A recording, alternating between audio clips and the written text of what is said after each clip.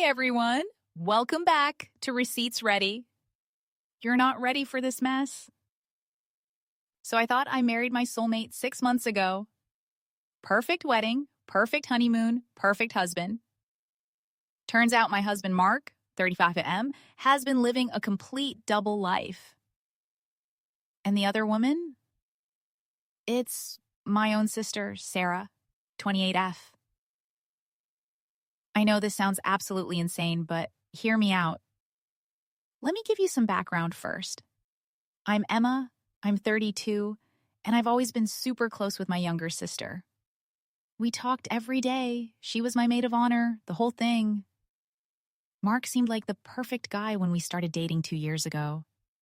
He was charming, successful, treated me like a queen. But about 3 weeks ago, things started getting weird. Mark was working late constantly, his phone was always face down, and he started being super secretive about everything. Classic cheating signs, right? I figured he was probably having some boring affair with a coworker or something. Then Sarah started acting strange too. She stopped calling me back, canceled our weekly sister dinners, and seemed jumpy whenever I brought up Mark. I thought maybe she was just going through something personal. Boy, was I wrong. The first real red flag happened last Tuesday. I came home early from work and found Mark on the phone in our bedroom with the door closed. When he saw me, he hung up immediately and claimed it was a work call. But I heard him say someone's name right before he hung up. He said Sarah. So I started paying closer attention to everything. Mark's behavior, Sarah's behavior, the timing of when they were both unavailable, and the patterns were starting to line up in the worst possible way. I decided to do some digging. I know people say you shouldn't snoop, but something was seriously wrong here. Last Friday morning, Mark left his laptop open while he was in the shower. I saw he had Facebook Messenger open. And right there at the top of his recent conversations was my sister's name. I clicked on it, and my entire world collapsed. Months and months of messages. Love messages. Planning secret meetups. Talking about how much they missed each other. But here's the part that made me physically sick. The messages went back over a year. They started way before Mark and I even got engaged. There were messages from the week of our wedding talking about how hard it was to watch us get married. Messages from our honeymoon where Sarah was telling him how much she loved him and couldn't wait for me to leave town. I'm reading all this and I literally cannot breathe. My husband and my sister have been having an affair for over a year. But it gets worse. I kept scrolling and found messages about them looking at apartments together, planning a future together. Mark was telling her he was going to leave me after we'd been married for a year, so it wouldn't look suspicious. They had this whole plan mapped out. Use me for a stable home and income while they figured out their next move. I screenshot everything, every single message. Then I heard the shower turn off. Mark was coming back. So I quickly closed the laptop and pretended to be getting ready for work. Mark came out of the bathroom acting completely normal, kissing me goodbye like he wasn't destroying my entire life behind my back. I somehow managed to act normal and left for work. But I couldn't concentrate on anything. I kept staring at those screenshots on my phone. The worst part was seeing how Sarah talked about me in those messages. She called me boring, said I was too trusting, and that Mark deserved someone more exciting. My own sister.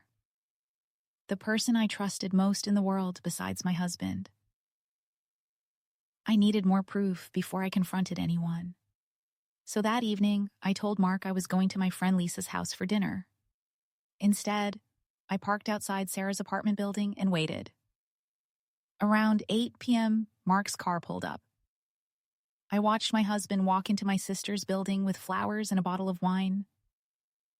like they were some normal, happy couple.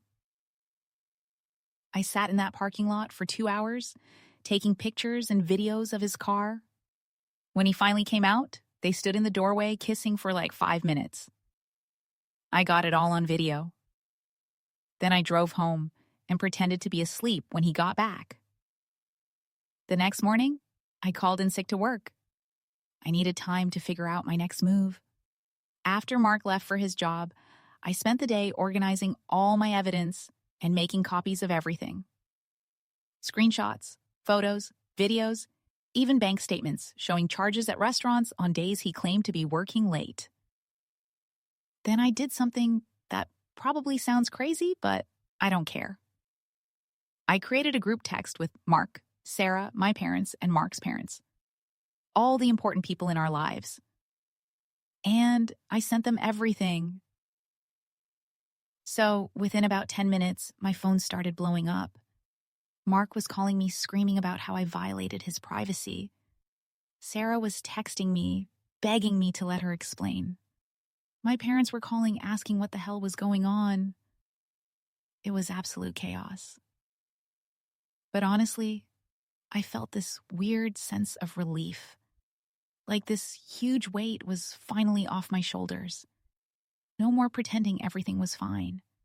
No more being the fool who didn't know what everyone else was doing behind my back. Mark came home early from work and tried to convince me that it wasn't what it looked like. He said Sarah had been going through a hard time and he was just being supportive as her brother-in-law. I literally laughed in his face and told him I had over a year's worth of love messages between them. The man actually tried to claim Sarah had been catfishing him.